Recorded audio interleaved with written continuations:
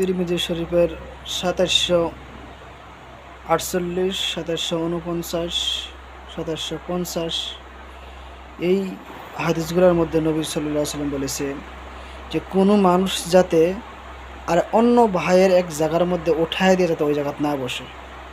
মনে করেন এক ভাই মসজিদের মধ্যে বসে আছে সামনের কাতারে, কিংবা তো অন্য ভাই এক মজলিসের মধ্যে বসে আছে, প্রোগ্রামে বসে আছে, তো আপনি যে তাকে উঠায় দিয়ে ওই জায়গায় বসা।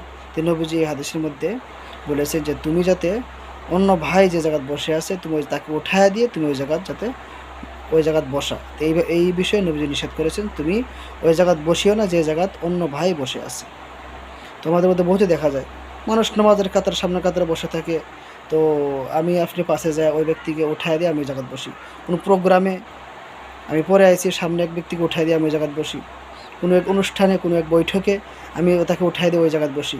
নবী সাল্লাল্লাহু আলাইহি সাল্লাম হাদিসের মধ্যে নিষেধ করেছেন যে অন্য ভাইকে উঠায় দিয়ে তুমি ওই জায়গায় বসিও না। এরকমভাবে আপনার 2700 মনে করি 50-51 মধ্যে একটি হাদিস বলেছেন যে দুই ভাই বসে আছে, আপনি ফট করে যায় মাঝখানে বসা। এটাও নবীজি নিষেধ করেছেন যে দুই ভাই সুন্দর হিসেবে সামনে কাতারে বসে আছে, অন্য প্রোগ্রামে বসে আছে, আপনি মাঝখানে যে পাশ থেকে যায় ওই জায়গার মধ্যে আপনি মাঝখানে বসে বললেন, তাদেরকে অল্প হাতে দিয়ে সরাই এরকমভাবে সরা দিয়ে মাঝখানে বসে বললেন। তো নবীজি সাল্লাল্লাহু আলাইহি সাল্লাম নিষেধ করেছেন। তো এইগুলা আমাদের মাঝে হয়ে থাকে, বহুতে আমরা মসজিদের মধ্যে খাস বিশেষ করে জুম্মার দিন ও ওয়াক্তে নামাজ আমরা বহুত পরে এসে আমরা সামনে কাতারে যাই। যদি আপনার সামনে কাতারে যাওয়ার ইচ্ছে আছে তো আপনি আগে আসেন, আপনি আগে আসে বসে যান।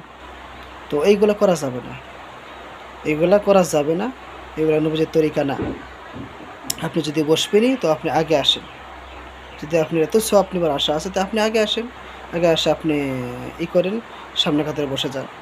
যে কোনো মসজিদের মধ্যে বলি না, যে কোনো প্রোগ্রাম, যে কোনো অনুষ্ঠান, যে কোনো বৈঠক, প্রত্যেক ক্ষেত্রে আপনি এরকম কাজ করবেন না আর করা যাবে না, নবীজি নিষেধ করেছেন।